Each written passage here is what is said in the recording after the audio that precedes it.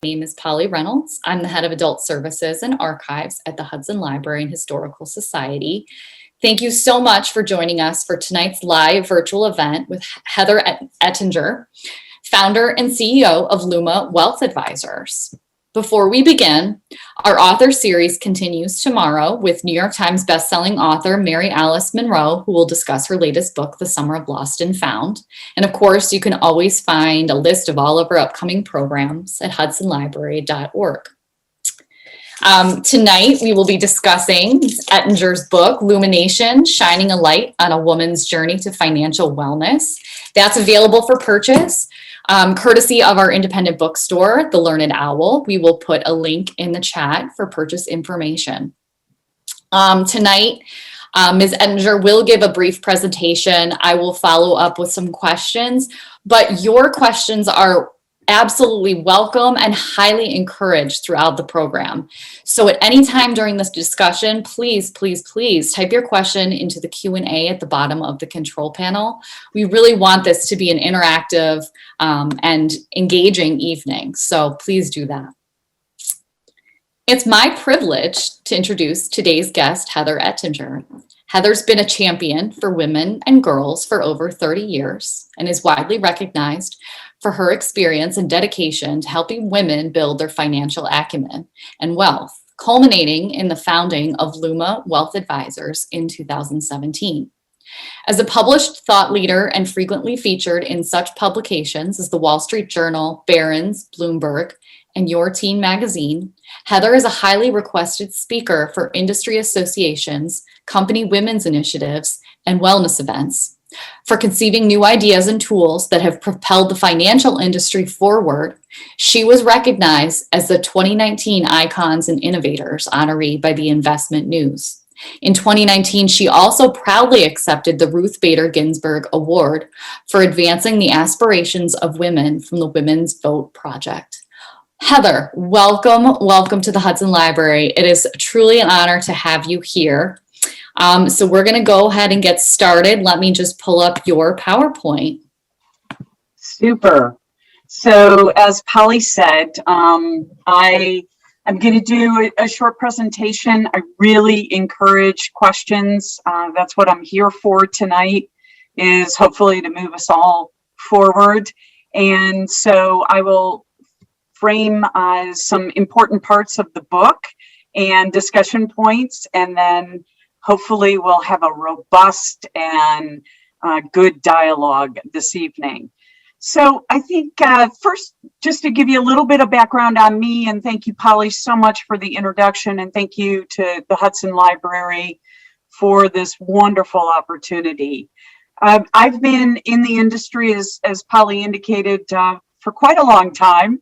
And so I thought it might be helpful just to tell you kind of, what in my journey kind of created the passion that led to writing a book. Because as anybody who has written a book will tell you, it's a longer journey than you ever dream and more complicated. So basically, I talk very much about when I came back to Cleveland about 32 years ago after starting my career in Boston.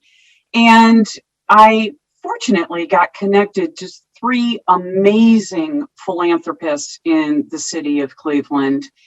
And I learned three important things from them.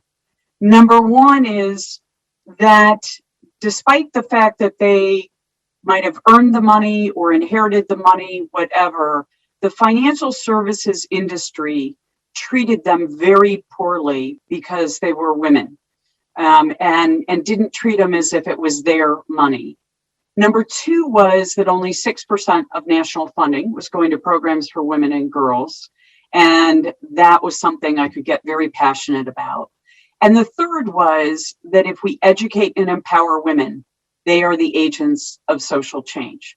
So if you ask my why to this day, it is that third one, which is I'm really about trying to help educate women, because if we do and they feel more empowered around their financial resources, they will help drive change for the better for all of us and our communities.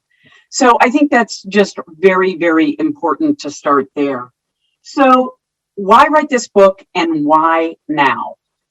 Well, a couple important things that are going on. As I said, sadly, in 30 years, women really have not been able to raise their voice around their financial resources. And predominantly because the financial services industry still doesn't really adapt to their needs, which I'll talk about in a minute. But effectively, the industry has kind of changed the font to pink and thought, well, that serves women, and that isn't working by any measure. So I'll give you a couple statistics just to frame that. The majority of women do want to work with financial advisors. They know they need the guidance and coaching. However, only about 25% do, and 80% say it's because they leave meetings feeling misunderstood. So clearly there is a complete disconnect here. In addition, we have a financial wellness crisis going on in this country. And truthfully, it started before COVID. So even before COVID, over 70% of Americans, regardless of socioeconomic status, said that their largest source of stress was financial. Over 70%. So, and truthfully, they're saying in the workspace, they're spending up to 19 hours a month losing productivity that they could be working because they're worried about different financial issues in their lives. So we have a crisis going on. And really, the third reason is that I think because of the work that I've done with our firm over 30 years, and because we've done some things right, and we've done some things where they didn't click, and we learned from it, I can share in this book really some key strategies that will help women move forward. One is creating a safe environment to learn. And I try to create that in the book by sharing my own stories and my own vulnerability. I think the second is really understanding what motivates women and what behaviors can impede them from being able to move forward. I often joke, don't tell a woman what to do. She really doesn't appreciate it, and most won't follow it. But if you share with her a story or you give her choices, she is much more likely to learn from it. So that's why I use a lot of stories in the book and really try to give a lot of choices as to how you might move forward. And I think the third is, and I'm going to talk to the 6 areas of life in a minute, but I really try to frame it around life and managing life as opposed to just managing the money. So we're going to dig a little bit deeper into that. So if when we look at Luma, I often talk about financial wellness. Well, what is that? Because some people are, in my opinion, misusing the term. So I'm going to try to be very clear. Financial health is where it's really about how much money do you have and what you plan to do with it. So how you spend it, and do you have more than you're spending? That's financial health. Financial wellness peels back the onion several more layers and says, no, financial wellness is really not just a gauge of your finances, but it's really looking at what psychologically motivates you. What's your relationship to money? And how has that been impacted over time? And how does that impact your progress with managing it? How does that impact you looking at the different areas of your life and making the choices that you need to make to live a more intentional life? So it's really shifting the conversation from just money to really, how does money intersect with different things in your life? And we're going to talk a little bit more about this later in the presentation. So if we go to the next slide, I want to show you kind of how the process works and why it's so important. So you'll see on the left-hand side there, money history, money code. Well, we all grew up with money messages.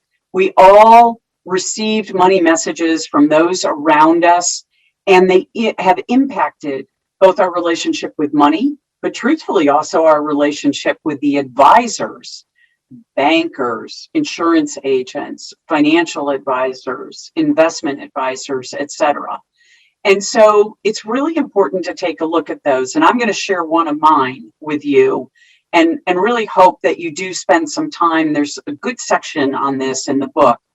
But it's a story about when I was 15 and my mother and I went to New York, and we did what most people love to do in New York, pre-COVID and hopefully post-COVID.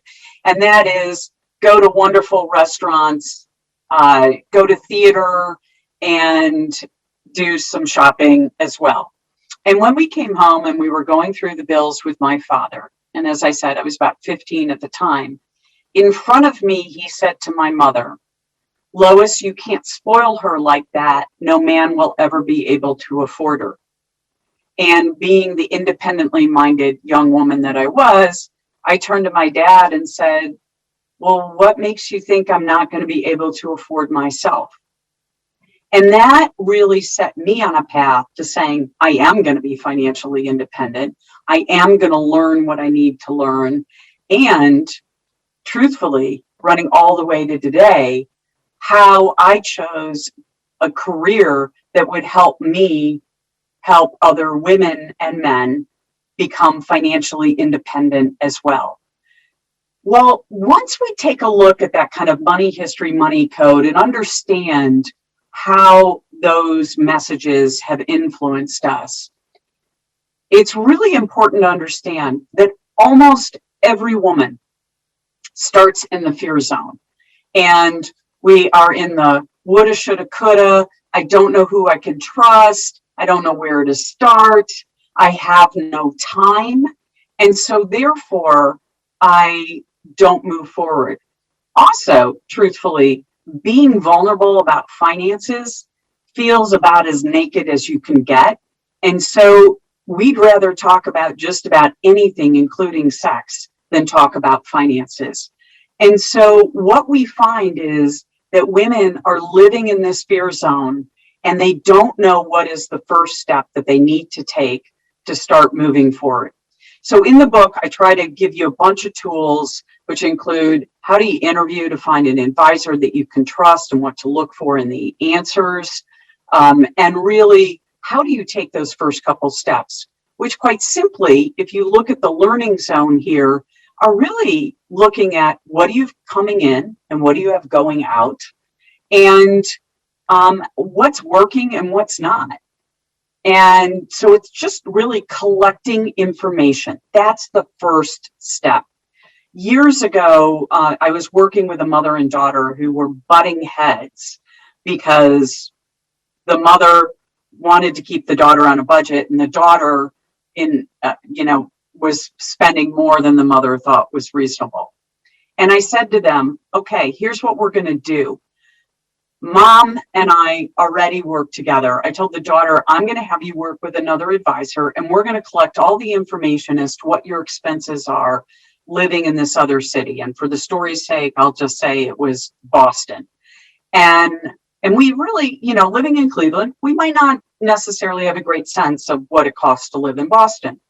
And then meanwhile, we collected all this information and we uncovered that the daughter was spending a great deal of money on Uber and Uber Eats. And so we worked on what a reasonable budget would be. We got mother and daughter to agree on what it would be, just going through all the expenses and what seemed reasonable and what seemed like it was a bit of a reach. And we got them to agree on a budget and started to move forward with that. They've since modified it a bit, which I'm actually fine with. The point is, you can't have a dialogue unless you start with some information. So that was the learning zone. And the key was, we also wanted this young woman who was still in college to start to understand what her fixed expenses were and what her discretionary expenses were, so that when she graduated, she would be able to also be on a budget and have more of a sense of controlling her lifestyle so that she was saving, etc., and what she would need to earn to cover that lifestyle. And then, of course, there's the confidence zone. And the confidence zone is where you have the information you need, you're feeling empowered, you know what choices you have, what the trade-offs are of those different choices, and you're feeling pretty good that, gosh, I have the information I need to make choices. The fact of the matter is, as we go through life, we are going to bounce between the learning zone and the confidence zone, assuming you've gotten out of the fear zone. Because every transition in life is going to have a little bit different nuance to it. When you retire, well, what do I need to be able to retire? Am I going to be okay? How should I file my Social Security benefits?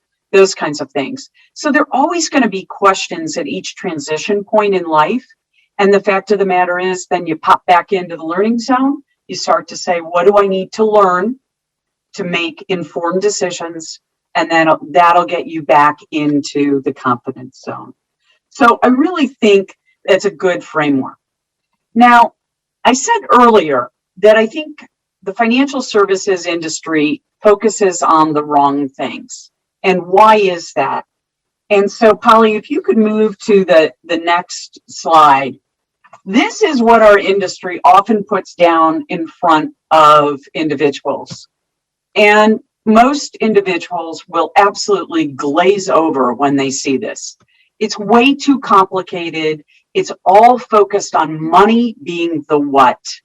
And most people are like, I don't know what I need on this wheel.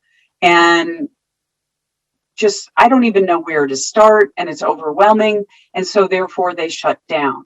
Whereas what we do, if we look at the next slide, is we say, that's really, that last slide was really part of the how.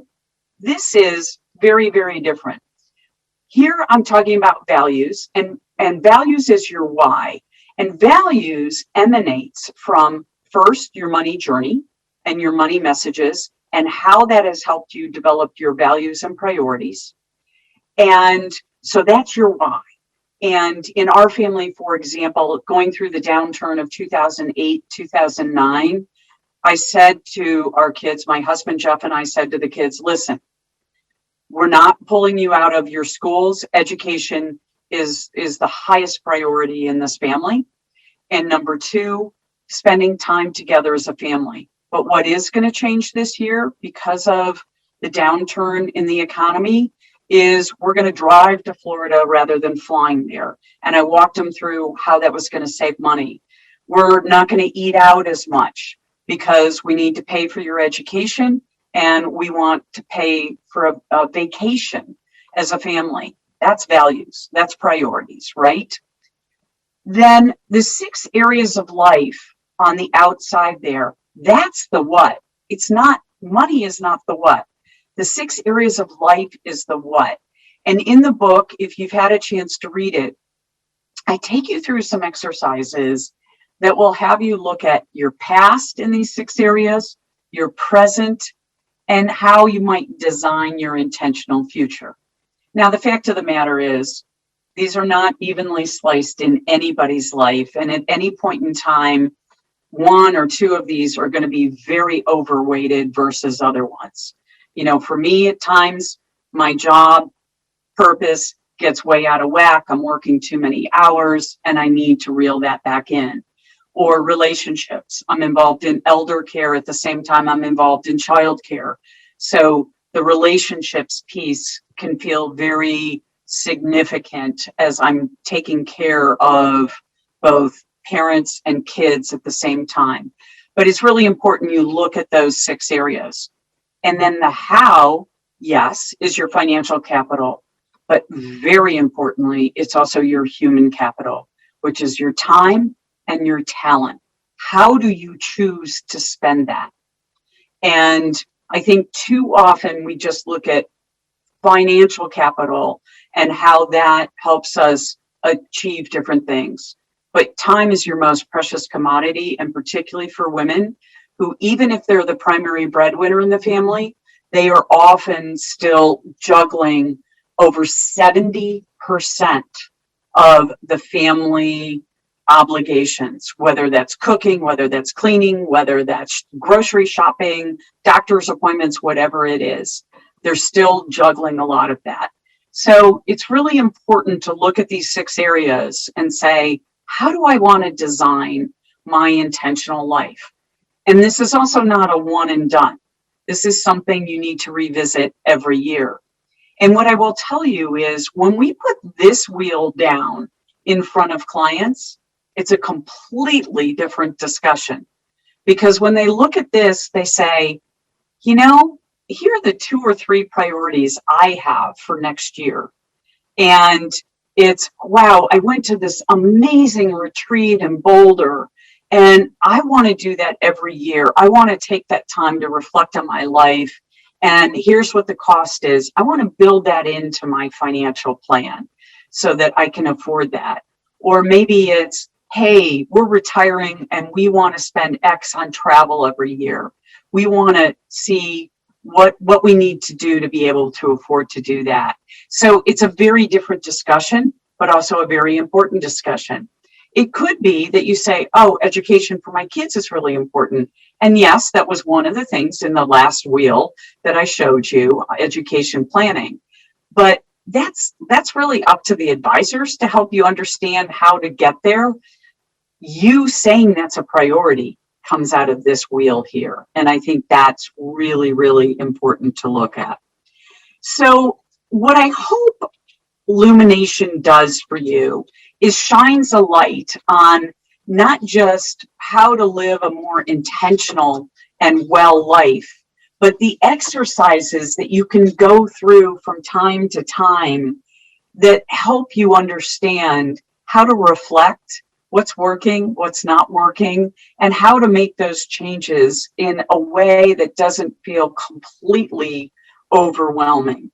And so that's really why I wrote the book. Why now?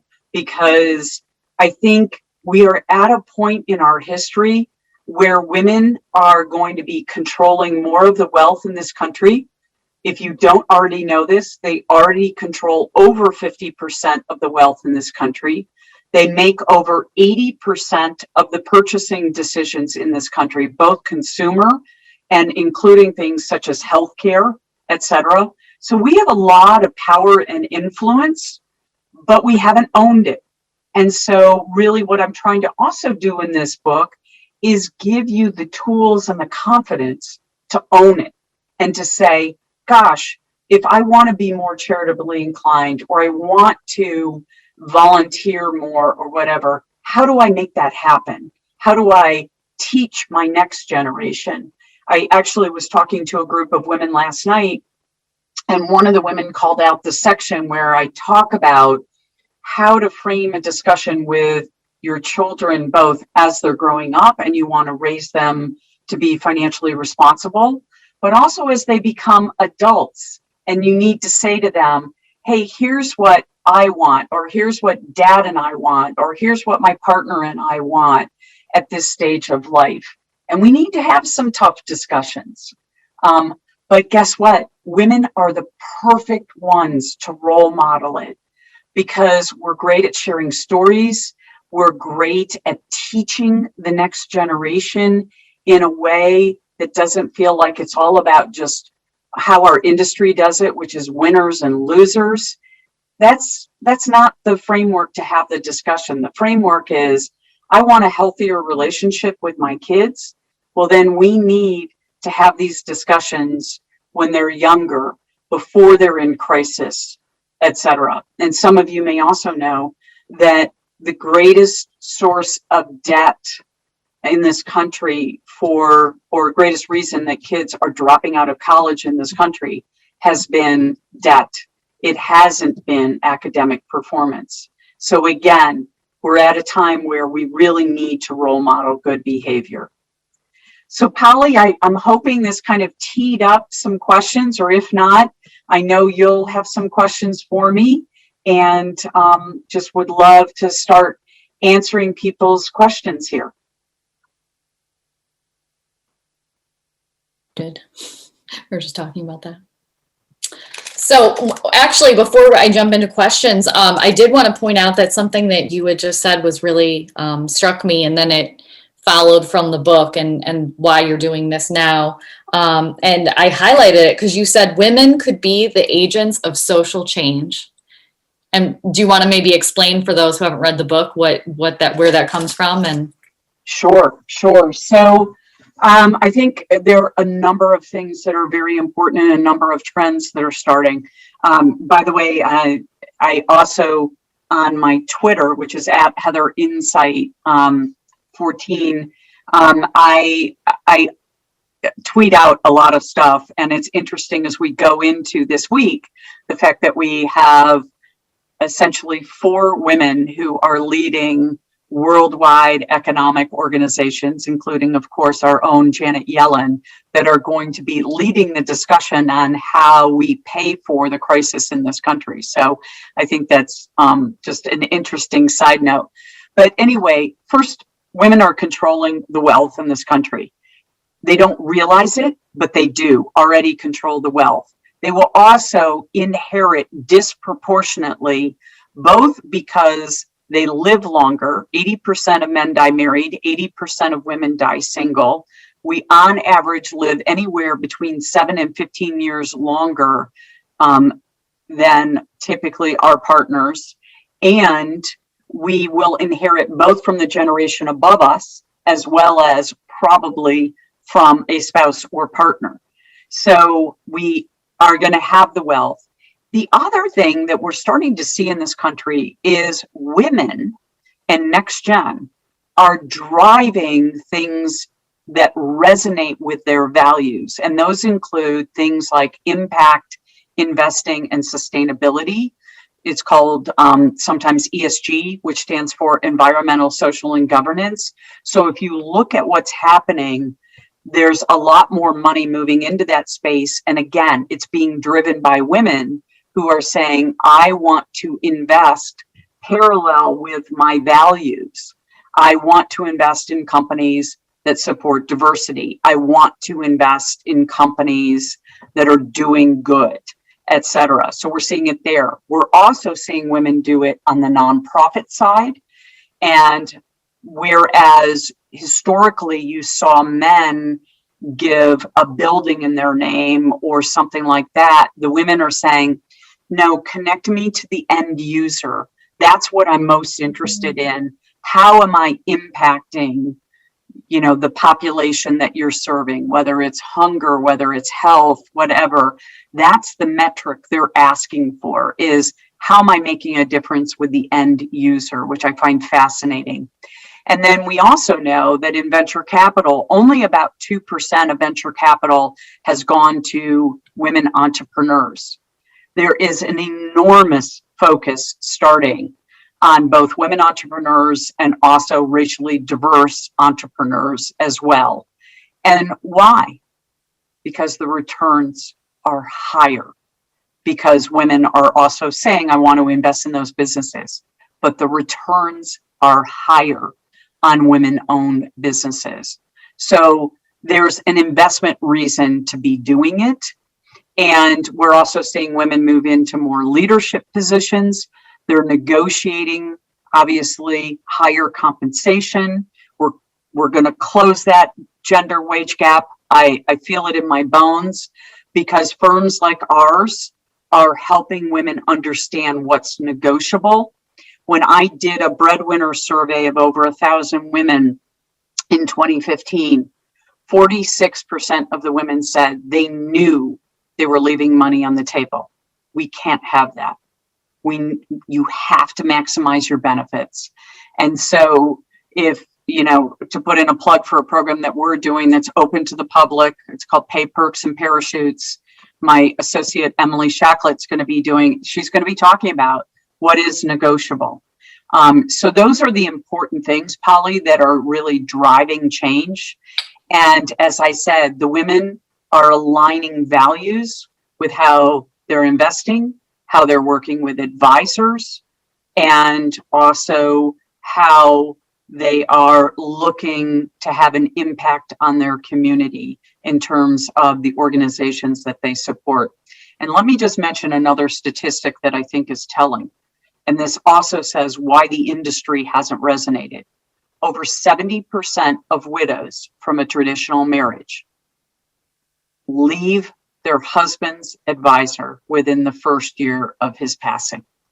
And that's because she's not treated as the client. Even when he's gone, it's this, well, let me tell you what international fund you should be in and all this stuff. And she's going, wait, I want to talk about those 6 areas of life and the wheel. That's what I want to talk about. And they're still talking winners and losers and funds and fees and loads and all sorts of jargon. And she's like, that just doesn't resonate with me. I'm not saying women need to be talked down to, quite the opposite. When they're given the tools and the information they need, they actually make better investment choices. And there's a lot of data to support it. It's just the way it's being delivered is not working. And that's what we're setting out to change. Oh, fascinating. I think many of us feel trapped by fear or limitation with money. How do we expand our thinking to see that we have choices? So, I did talk about the Lumination comfort zone, and that's the first part. But, in the book, you will see, I include a couple different things that are really good tools. But the fact of the matter is, you have to start somewhere. And the place you start is first, as I said, really understanding, what you have coming in, and in terms of income. And then, of course, what your expenses are. And then also, what are the other benefits that you may have that you should be taking advantage of? So that's retirement plans that are offered by your employer, certainly healthcare plans, all those types of things. But it's understanding, like on a healthcare plan, most of us do have options today of do you want the high deductible? Do you want the low deductible? What are the trade-offs? So it's getting that information so that you can make an informed decision. It may be looking at your expenses and saying, okay, well, if you're buying a $5 latte every day, you might want to rethink how you approach that. And I often like to say, when you think about expenses, don't think of it as limitations. Think about it as, where am I choosing to put things? So instead of that $5 latte, maybe you move that money into a travel fund every day or once a week. You put $25 in a travel fund. And then all of a sudden you see, oh, wow, I do have the choice to travel if I give up the $5 latte every day. So it's just about laying that out. And what I would also say to you is, if you're working with advisors, ask them, show me more than one scenario, show me choices. And if you're working with somebody that's truly a financial planner, meaning they are looking at all these moving pieces and parts, they should give to you kind of what I call a base case plan. Where are you today? What are your assets? What are your liabilities? Do you own a condo or a house? Do you have a mortgage? Would be the liability. Do you pay rent? That would be a liability. And then also looking at the discretionary expenses, how much you spend going out to eat, how much you spend on a variety of things, and saying, okay, here's the base case. Now, if you want to add that travel, here's one way we could do it. Here's another way we could do it. And giving you more than one option so that you can see that plan, both how it impacts you on an annual basis, but also how it's going to impact you over 10, 15, 20 years. So by just getting that information, then you can make an informed choice. And that helps you get out of this, well, I can't move forward because I'm afraid of making a mistake, or I'm afraid of making the wrong choice. So I think those are some parameters that might be helpful. I want to make sure that we have time for questions because we are getting some from the audience. But I want to skip to kind of details in the book, if you don't mind. jumping right in. So you talked about the circular nature of our behaviors. Can you talk a little bit more about how this works and why you put that in there? Sure, sure. So there is a chart in there, and I don't know, Polly, if you want to pull it up. It's on slide 5. Okay. So, the fact of the matter is, we tend to have a bit of conditioned responses, right? I apologize. It's the one This before. side? No, one before it. There we go. And the fact is, we're in our behaviors, right? And all of a sudden, there's a trigger, and the trigger creates an impulse, and that trigger might be COVID. That trigger might be I lost my job. That it could be any number of things, and so you really have to think about what your impulse is and then raise your awareness. So I'm going to give you a really simple example. So if you were to lose your job, right? Your impulse is to be ticked off, whatever it may be, maybe hide, not want to talk to anybody, etc. But the fact of the matter is, at some point, you got to face the awareness of, well, gosh, I may not have as much income coming in. My healthcare plan may not be available to me. I'm going to have to make some decisions here. And then you look at what your choices are. And your choice may be, well, gosh, I need to, get on Indeed or look for a new job, whatever. Or with the healthcare question, I need to go research what my healthcare options are, because I don't know when I'm going to be back working, and figure out, okay, am I on Cobra for a while? Well, then what's going to happen after Cobra? And just start researching with a healthcare consultant. What are my options going to be? What are they going to cost? Those types of things.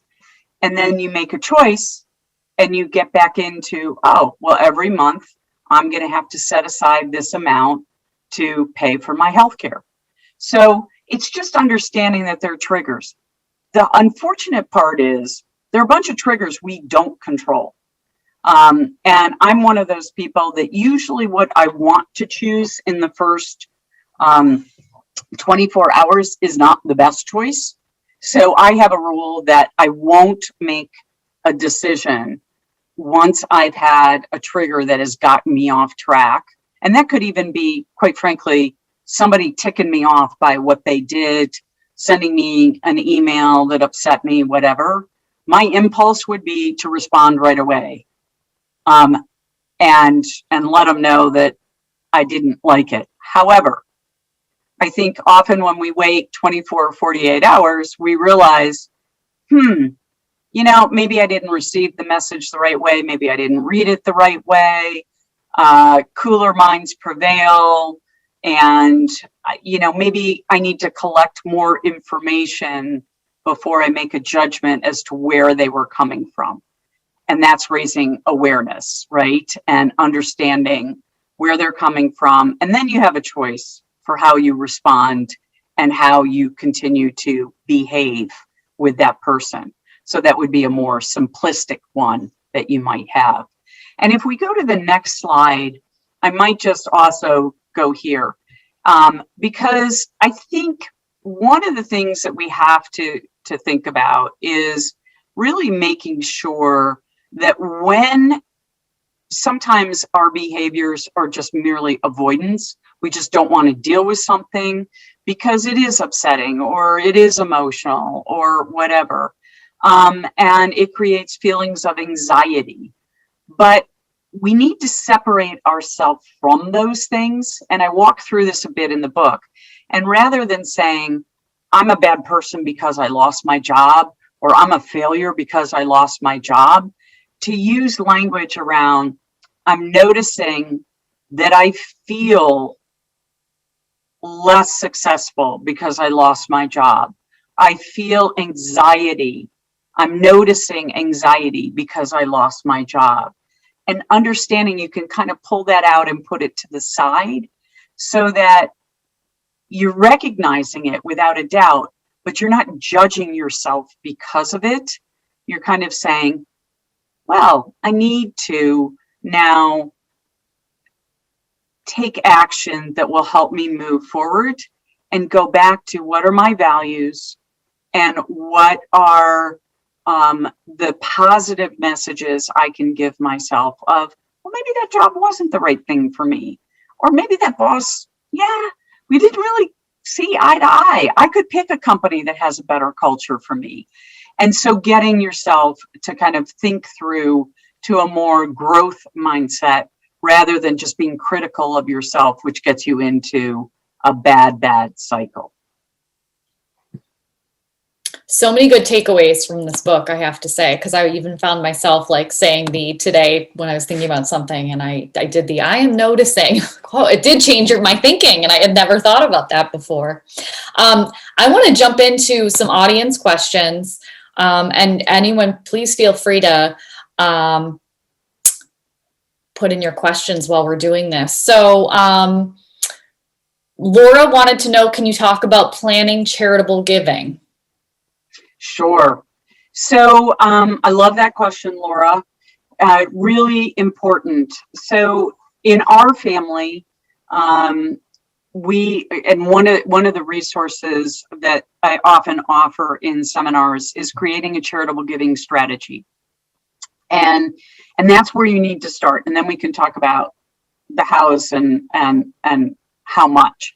But in general, you need to kind of say, well, if I'm going to focus, what do I want to focus on? And I do think that's something important to do. And this is why.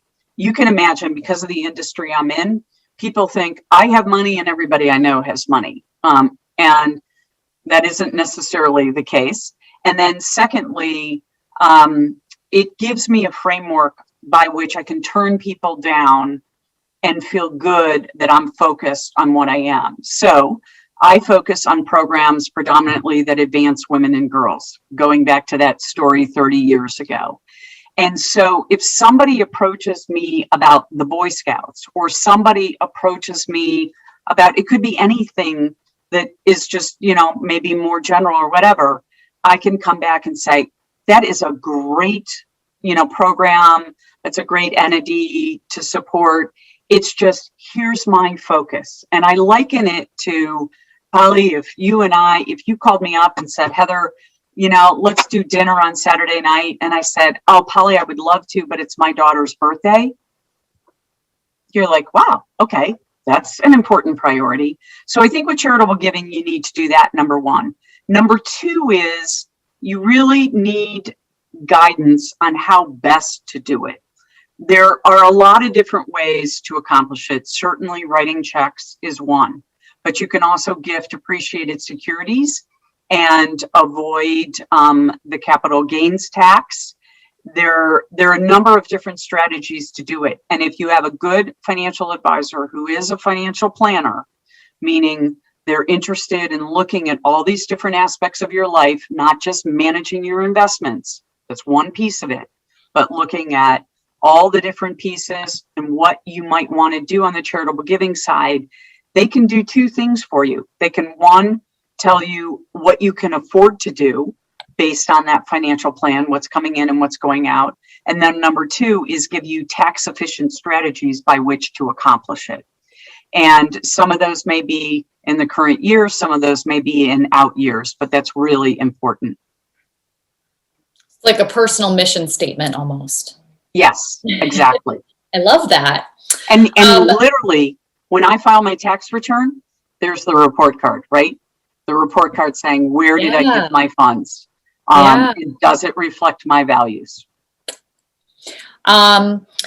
Marilyn asks, can you address the importance of participating in employer-sponsored benefits? As an employer, I was amazed at the number of female employees who did not participate in our 401k plan, even to the level of match, or would leave our company for others that did not have profit sharing. Thank you, Marilyn, for asking that question. This is literally the $1 million question, and I'm not kidding. If you start doing an employer plan when you are in your 20s and you begin, and boy, a match to me is as if somebody was handing you $100 bill and you were saying, oh, no, thanks, I don't want it. To me, I don't even understand why you wouldn't. So number one is, if you start early, because of the magic of compounding, you will literally have hundreds of thousands of dollars to millions of dollars over your career if you work 30 years. And more importantly, the first 10 years is by far more important than the last 10 years, because that first 10 years just keeps compounding and compounding and compounding. So, just to give you a simple math, if you're getting a 12% return, that means you're doubling your money every 8 years. That's pretty amazing if you start to think about it. So really, really important to participate. The second is, by the way, it reduces your taxes. A program like a 401k or 403b, because they're taking pre-tax money. And so it lowers what the federal tax amount is. So I liken it to, would you rather invest 100 cents on every dollar into yourself, or try to invest 70 cents on each dollar after you pay taxes if you're in a 30% tax rate? And I'd rather have that 30 cents going to me than going to Uncle Sam. So that's another way to look at it, is you'll have more money in your pocket, so to speak, because you're going to lower your taxes, you're going to be investing in yourself. And as I said, the magic of compounding is incredible. Plus the match. The match is money on the table, and you should gobble it up as best you can. The other is, if you aren't participating and they choose to do a profit sharing plan, so the company has an amazing year, they come back from COVID better than ever, and they decide to share it through the retirement plan, if you're not participating, you don't get a chance to participate in that benefit. So you could be leaving even more money on the table. So Marilyn, thank you for asking that question. And it's imperative. And every advisor out there should be asking you, what are you doing in your plan? And they should be, if you haven't felt like you could put it into your plan, they should be walking you through how you can afford to do it. Even if it's just in a minor way and building up over time. Critical thing to be doing. Allison asked, as someone in their 60s, there's always a debate that having a mortgage debt is a good thing. I've been taught to not have any debt. Where do you stand? So, Allison, this may go back to some of the money messages you received. And I will say, in general, women don't often like debt. However, a mortgage is one of the few things we can still deduct on our taxes. So even though, for example, I hate debt and I technically could pay off my mortgage if I wanted to, I do have a mortgage because, again, I really don't like paying the taxes. I'd rather invest in other things. So the way I look at it is I get the tax deduction, and what that saves me, I can therefore invest in, a woman-owned business or my investment portfolio, etc. So now credit card debt is a whole different ballgame. Credit card debt is terrible debt. You don't get any tax deductions. Typically, you're paying in interest more than probably is coming into the house. So it's a bad thing to build up. And then education debt is another one that you really need some strategies to look at. Does it make sense to pay it off? Does it not make sense to pay it off? What are the trade-offs? But in general, I don't like debt, but I would tell you I do have a mortgage because of the tax deduction. But it also is what helps you sleep at night. So what works for me may not work for you, and you have to figure out what makes you feel better.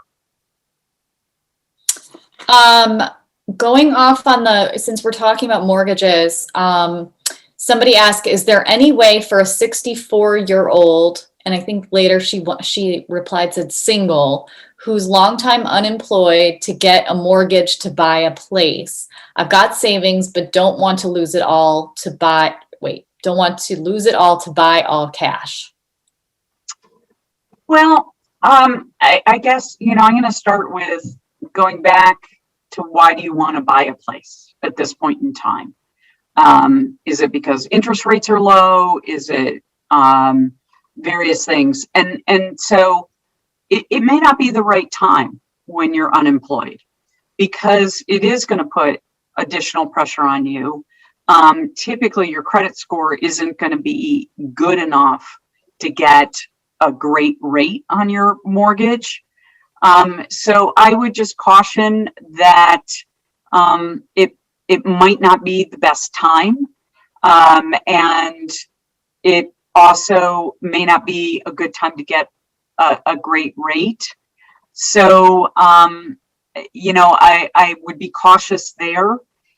I will tell you, the mortgage companies, because rates have been so low and look like they're going to start creeping up, they are swamped both with new purchases, as many of us know in this country. We've seen the real estate market take off, and also with refinancings. So you may easily be turned down because you're unemployed.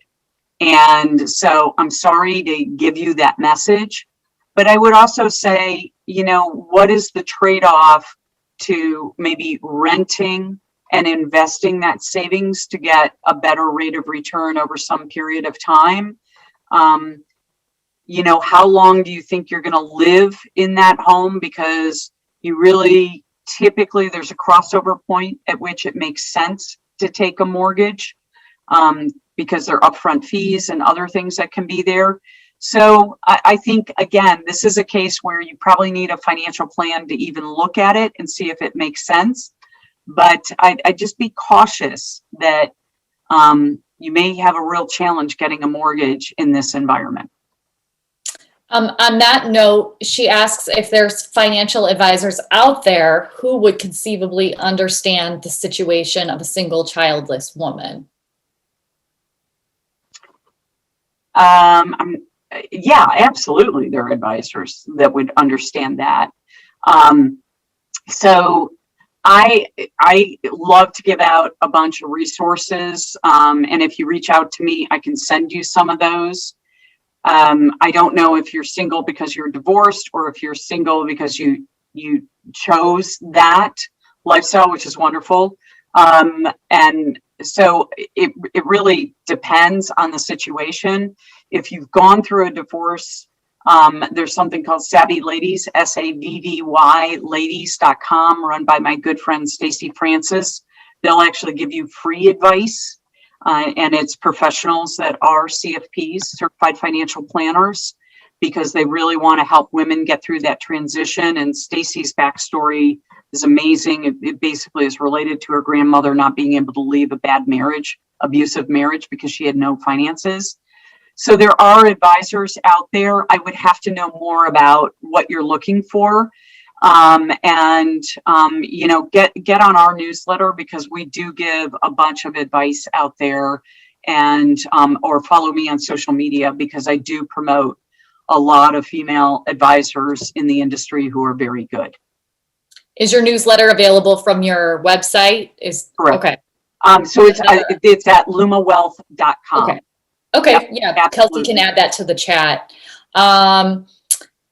Let's see. Please address the importance of making a wise choice when choosing when to start Social Security benefits. So that is absolutely something that you need to research. And ideally, unfortunately, right now, the Social Security offices have not been open. And if you call, you are going to sit on hold forever and a day. I know, because I had to do something for my mother, and I think I sat on hold for 45 minutes. But there are some great resources out there. A friend of mine, Mary Beth Franklin, publishes articles almost every week. She writes for Investment News and Kiplinger, and you can look her up, Mary Beth Franklin. She will walk through different scenarios all the time. and is a fabulous resource on Social Security.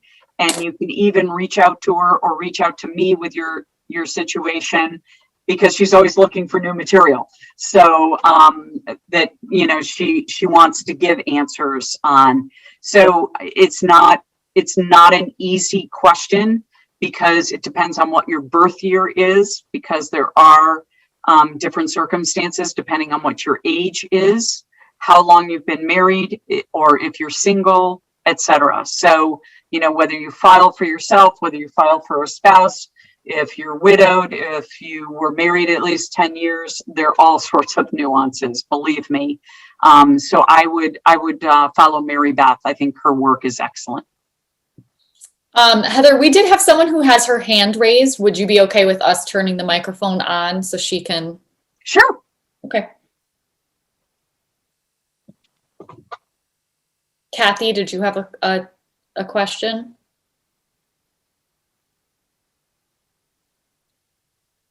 Okay. Maybe it was just an accidental hand raise. Let's see. Let's do 2 more questions if you have time. When do you recommend investing in a post-tax retirement fund, i.e. Roth IRA or Roth 401k? So I'm actually a big fan of Roths. And again, this kind of depends on your circumstance. I'll give you, you know, the case of like people in the medical profession, for example, should be looking at this, because for many of them, in the early parts of their career, doctors, they often had a lot of debt to pay off, and the bulk of their assets are in their retirement plans.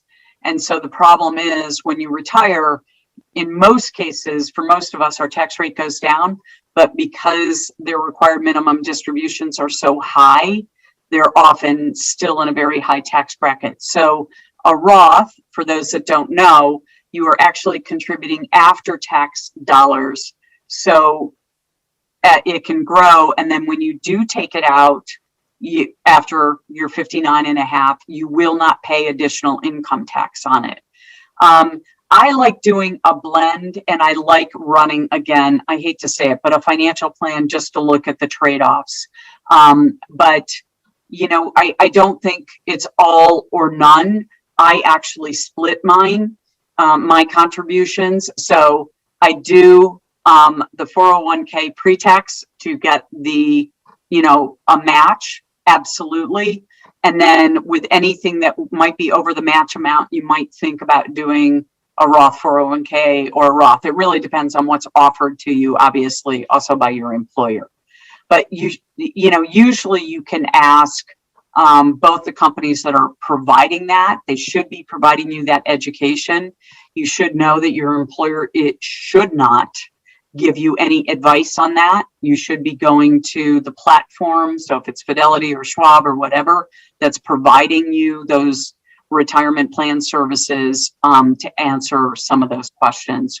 Or if you have your own financial advisor, that's absolutely the first choice. Okay, and we'll take one more question that I thought would be a good one to kind of end on. It was a great, some great one, but I just remind everyone that Heather's book is available in the chat window. You can see the link to The Learned Owl. And Heather, if people want to get in touch with you, we did put the website for lumawealth.com to the newsletter updates also in that chat window. Ruthie Mulligan has asked, as someone who's been in the financial services industry for many years, I'm curious about what type of feedback you've received from readers of Lumination, and if it has given you, hopefully, ideas for your next book. So thanks for asking that question, Ruthie. And I absolutely, well, first, it hit Amazon bestseller status in 6 categories within 3 weeks. So as I say, I either hit a nerve or a need, one of the two. And I think I'm a continual learner, and I learned more last night in a book group that I had of these women who are retired and what they're looking for, wanting more on financial literacy for kids. It's a really important topic, how to diffuse that.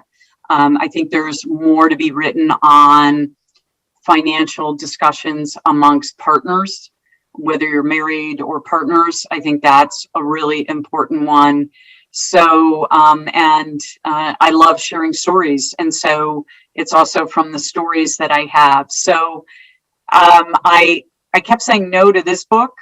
And then all of a sudden it hit me that I really did need to write it. And I am encouraged because it is really being received well. And people love the framework of financial wellness, women in particular. And women are going to lead this movement because the men are going to want it too. But I wrote the book for women because so many women don't have advisors. So as I said, in the book, there are questions to ask when looking for an advisor. There's different stages of development. There's all sorts of things. So I could probably build out even some of those pieces even more, like the stages of development. So thanks for asking the question, Ruthie. I will say it's a little like birthing a baby. I'm not really ready to talk about it yet. But since I had 3 kids, clearly I kept coming back. So, I think there will be a follow-on book. I just want to make sure the important messages in this book get out first and we start to get some traction with it.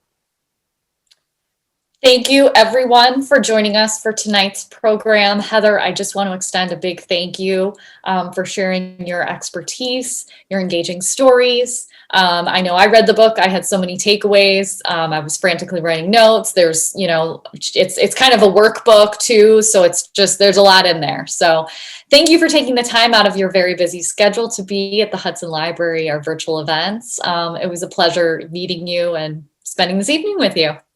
Absolute, my delight. And I just want to tell you, don't hesitate to reach out to me because I promise I won't sell you anything. And I'm just here to be a resource. And I do hope not only do you read the book, but you see it as kind of a manual to keep going back to, because it's a continual process for all of us, including me. Thank you, everyone. Good night.